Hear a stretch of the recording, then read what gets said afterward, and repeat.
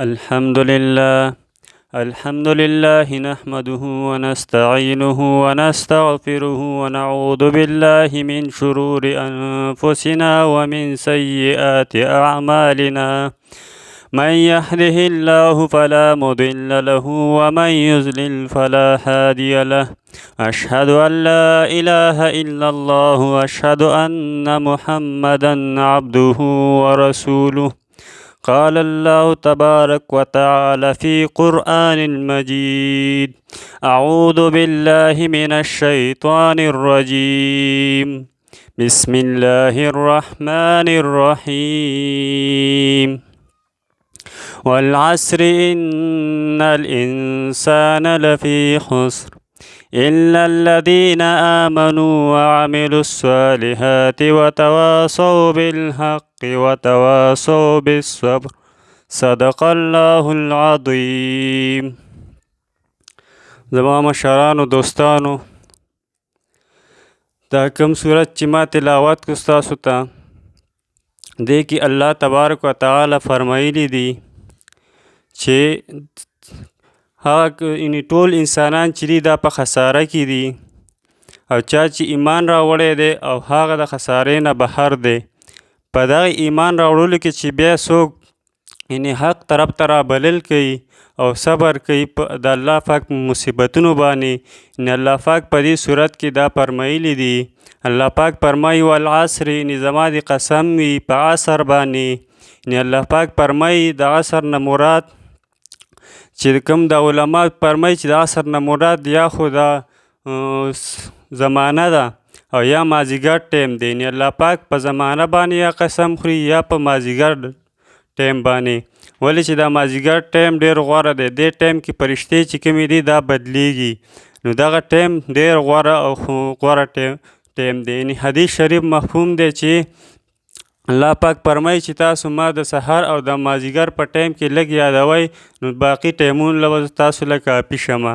او یا خو قسم په زمانه باندې خوري چې دا زمانه نه ختمېدونکې ده. یعنې آدم علیه السلام نه واله تر قیامته پورې چې څونه مخلوق راځي، څونه انسانان راځي، هغه انسانان به ختم شي، خو زمانه نه ختمېدونکې ده. یعنې هغه انسانان ټول ختم شي او دا زمانه چې ده دا نه ختمېدونکې ده. الله پاک ځکه په زمانه باندې قسم خوري چې زما د قسم وي په زمانه باندې. او د الله پاک چې په کوم یو شیز باندې قسم وخوري هغه ډېر مضبوط، یعنې هغه کار ډېر مضبوط او غوره وي. الله پاک فرمایي زما د قسم وي په عصر باندې، ان الانسان لفی خسر، د انسانان چې دي دا ټول په خساره کې دي.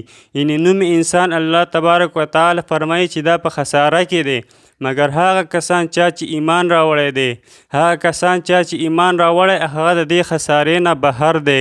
وتواصوا بالحق، او هغه کسان کوم چې حق طرف ته رابلل کوي، یعنې حق طرف ته، یعنې دین طرف ته رابلل کوي یا نور نیک کارونو طرف ته رابلل کوي. یو سړی بد کار کوي او هغه ته یعنې یو دعوت ورکړي، دغه هم ښه کار ته رابلل دي. یو سړی ګناه کوي او هغه چې دی هغه ګناه نه منې کړي، نو دغه هم ښه کار طرف ته رابلل دي. الله پاک فرمایي چې دا کسان چې دي نو دا کامیابه دي. او بیا فرمایي چې والعصر ان الانسان لفی خسر الا الذين آمنوا وتواصوا بالحق وتواصوا بالصبر. څوک چې صبر کوي، څوک چې په مصیبتونو باندې صبر کوي، الله تبارک وتعالی فرمایي چې دغه خلک چې دی دغه هم کامیاب دی او غوره خلک دی دغه.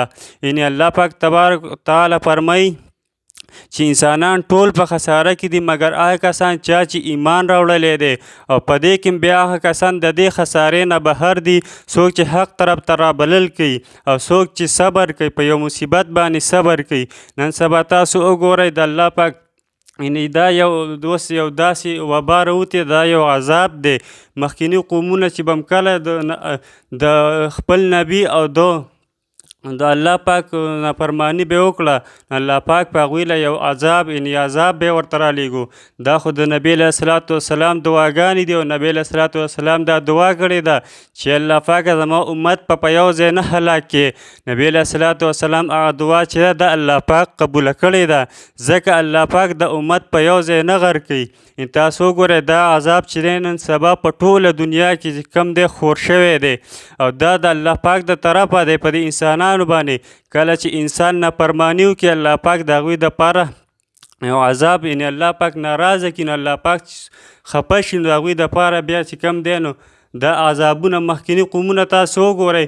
داود علیه السلام قوم چې دی کوم هغه میان پیدا کول، داود علیه السلام ورته وفرمیل چې د هفتې په ورځ تاسو میان مه نیسئ، یعنې تاسو په دې ورځ باندې ښکار مه کوئ.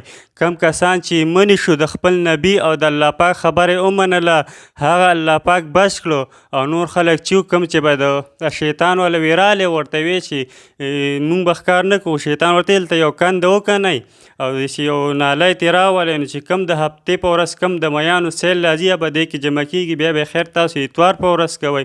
نو شیطان په دغې وسوسه کې واچول، نو بیا ورته دغه کې کوم ښه خلک وو هغوی ورته وي چې تاسو کومه قندوړی که نستې ده، کومه کند هم که نستې ده، او دغه هم یو ښکار تاسو ښکار کوئ، دغه میانو دپاره یو ښکار شو، تاسو په دغې ورځ هم دا ښکار کوئ، دغه مه کوئ. نو الله پاک هم په خپل عذاب کې رونیسي.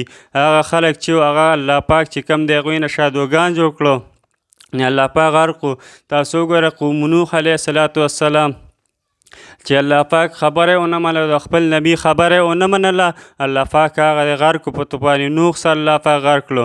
دغسې زما ورونو کله چې الله پاک موږ نه او تاسو نه ناراضه شي، نو الله پاک بیا خپل عذاب په مقرروي په هغه ځای باندې، یعنې په ټوله دنیا باندې دا یو عذاب دی چې موږ په دې کې توبه وکړو.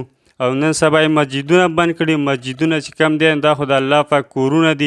نبی علیه السلام ته به چې کله سخت کار رالی او کله تکلیف په ورته رالی، نو مسجد طرف ته به یې تلو او هلته به یې 2 رکعته نفل کولو، الله پاک نه به یې غوښته او الله پاک به چې دی عذاب لرې کو.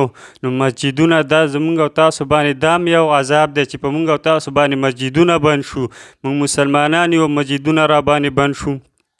نو دا یو عذاب دی چې مونږ او تاسو الله پاک ته دې باره کې توبه وکړو، او مونږ او تاسو چې کوم دی نو خپل 15 وخته لمونځ چالو کړو او دغسې نیک کارونه کوو، حق طرف ته رابلل کوو، او کم عذابونه چې په دې باندې صبر کوو یا داسې نور کارونه چې په هغې باندې مونږ او تاسو صبر کوو، د الله پاک نه د هغې نه دواګانې غواړو چې الله پاک مونږ نه راضي شي. چا چې الله پاک راضي کړو، الله پاک چې چا راضي کړو نو هغوی دپاره جنت دی. هغه یو بزرګ او هغې دغه کوي د اورې لاس کې اغوستی او چا یې تپوس وکړي چې دا چېرته وړي، ورته وایي چې دا زه وړم دا جهنم سیزمه وي، دا جهنم چې کوم دی وي دا سیزمه وي، جهنم سیزمه وي. خلک وي راضي وي، الله پاک نه یادوي چې الله پاکه ته ما نه ناراضه شوي. دا خلک وایي چې الله پاکه ته ما له جنت راکړي، جنت مې نصیب کړي.